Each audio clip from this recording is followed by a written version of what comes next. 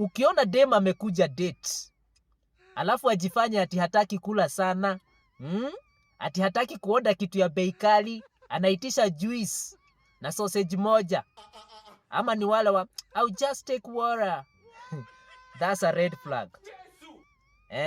Huyo anagoja useto na yeye akunyonye pesa proper. Hiyo ni PR anafanya.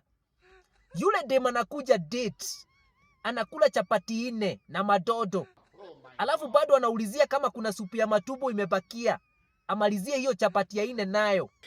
Na huyo, that's the one. Oa huyo pretend ako hivyo. Huyo ni yule ukioa, gas iishe kwa nyumba, anawasha moto ya kuni hapo nje na anaendelea kupika githeri. Huyo pretend.